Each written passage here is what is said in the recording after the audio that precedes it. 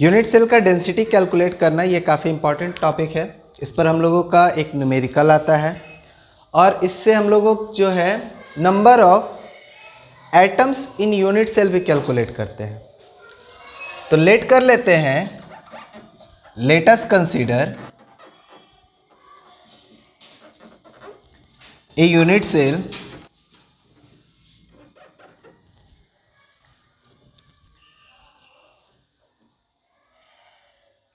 जिसमें एज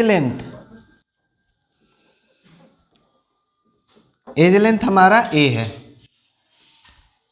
जो unit cell है क्यूबिक अगर है या जो भी है,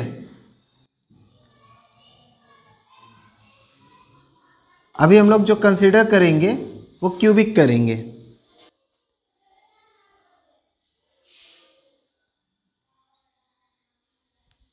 ये मेरा ए है।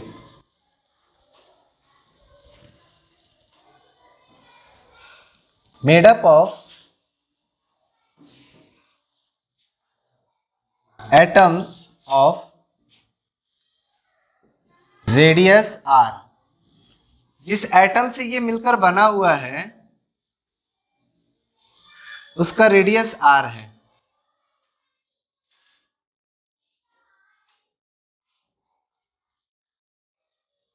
ठीक है।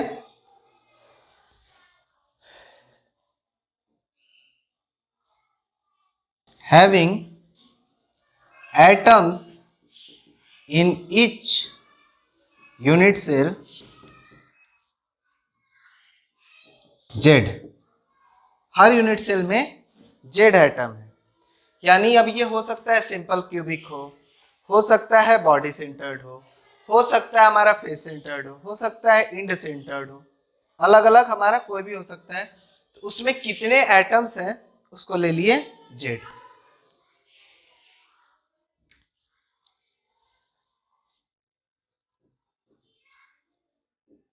डेंसिटी ऑफ क्रिस्टल वो हमारा होगा density of unit cell.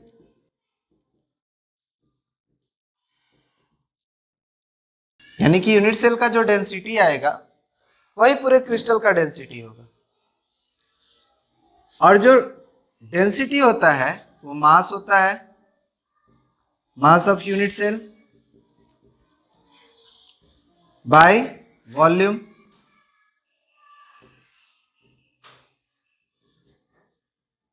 Unit cell का वॉल्यूम। इस तरह हम लोग डेंसिटी ऑफ यूनिट सेल या डेंसिटी ऑफ क्रिस्टल दोनों इसी फॉर्मूला से निकालेंगे, क्योंकि क्रिस्टल जो बना हुआ है वो इसी यूनिट सेल से बना हुआ है रिपीट होकर। तो डेंसिटी मेरा ऐसा नहीं है कि चेंज हो जाएगा। तो मास ऑफ यूनिट सेल मेरा m है।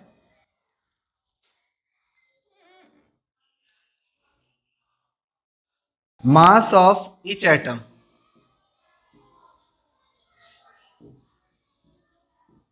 m। और यूनिट सेल में हमारे टोटल एक एटम भी हो सकता है, दो एटम भी हो सकता है, चार एटम भी हो सकता है। तो जितने एटम है हो गया जेड।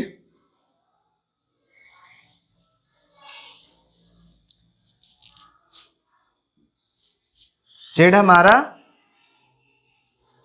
नंबर ऑफ एटम हो गया, उसका मास हो गया। वॉल्यूम निकालना है तो वॉल्यूम हमारा हो गया AQ। तो डेंसिटी ऑफ यूनिट सेल एक फॉर्मूला ये आया।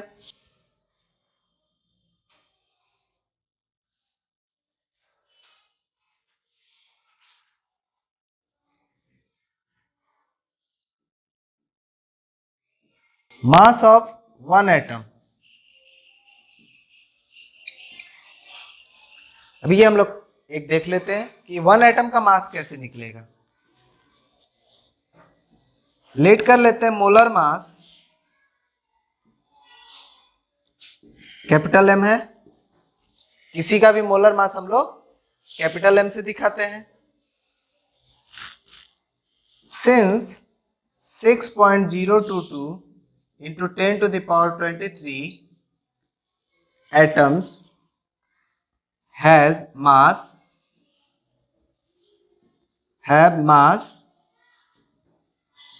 इतना ग्राम, therefore one atom have mass m by 6.022 into 10 to the power 23। एक एटम का मास हमारा हो गया। एक एटम का मास निकालने के लिए क्या करना है, उसके मोलर मास से डिवाइड करना है एवोगाड्रो नंबर को। m जो है वो मेरा क्या है, ईच एटम का मास है।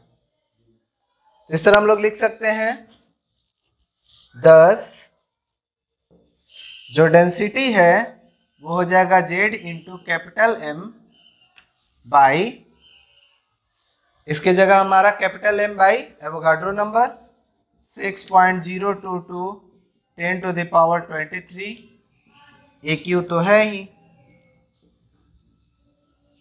और डेंसिटी बराबर Z into M AQ NA।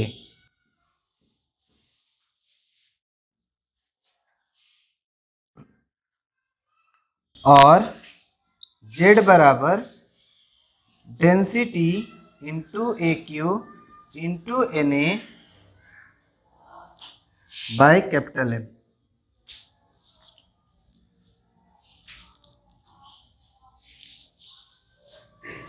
अब इस फॉर्मूला का इस्तेमाल हम कब करेंगे, तो Z निकालने के लिए कि वो जो है स्पीसीज या क्रिस्टल यूनिट किस तरह का है, उसका अरेंजमेंट क्या है।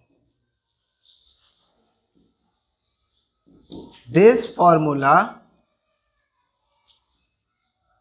Can be used to calculate number of atoms in unit cell. Unit cell में नंबर ऑफ एटम कैलकुलेट करने में इसका इस्तेमाल कर सकते हैं। अब नंबर ऑफ यूनिट सेल जो है, यूनिट सेल में नंबर ऑफ एटम पता चल जाएगा तो हम लोग क्या निकाल सकते हैं कि यूनिट सेल का नेचर क्या है। अगर पता चले कि हमारा जो है एटम 2 आ रहा है, Z का वैल्यू 2 आ रहा है, इसका मतलब वो हो गया body centred.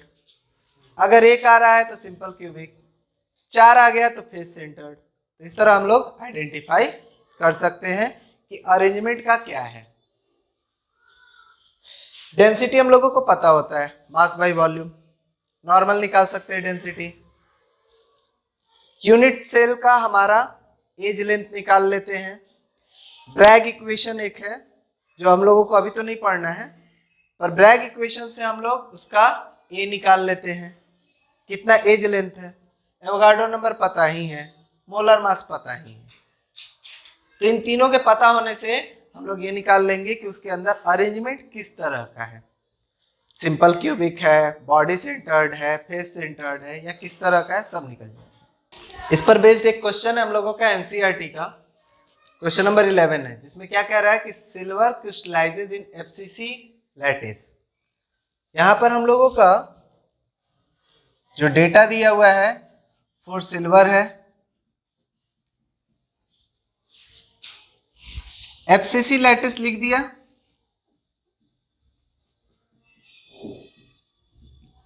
Face centred cubic unit. तो लैटिस जब दे दिया तो हम लोगों को पता चल गया जेड। एफसीसी में हमारे कितने एटम्स होते हैं, 4, तो जेड हो गया 4। उसके बाद हम लोगों का दे दिया एज लेंथ कितना,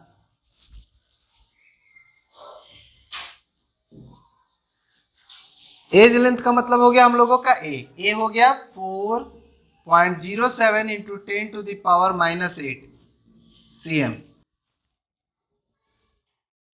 डेंसिटी दे दिया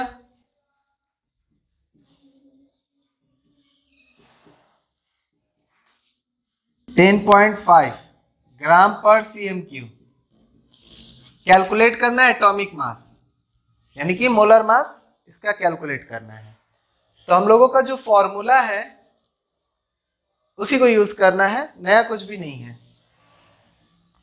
हम लोगों को कैलकुलेट करना है इसका मोलर मास क्या होगा।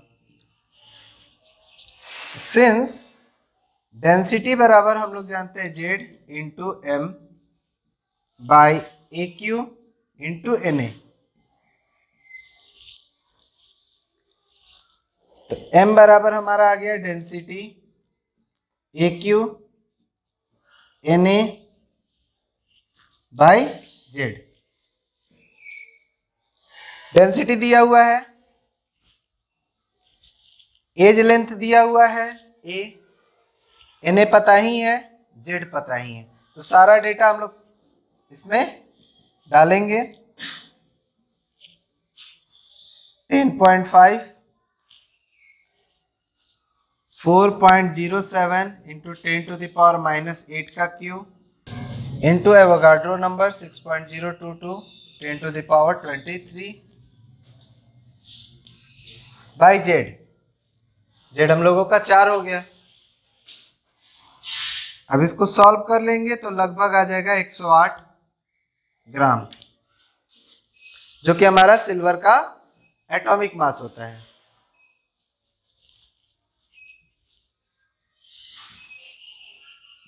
Thus, atomic mass of silver is 108 gram. Atomic mass पूछ रहा है तो यहां यूनिट के साथ लिखेंगे, यूनिट्स। तो क्वेश्चन काफी सिंपल है, बस डेटा देखना है कि क्या क्या गिवन है, फॉर्मूला लगाना है, हमारा बन जाता है। किसी किसी क्वेश्चन में हम लोग का यूनिट सेल भी पूछता है कि कितना जो है एटम आएगा, कौन सा यूनिट सेल है। जैसे यहाँ एफसीसी दे दिया, अब एफसीसी गायब कर देगा, तो हम लोगों को एफसीसी निकालना होता है तो जेड कैलकुलेट करना होता है।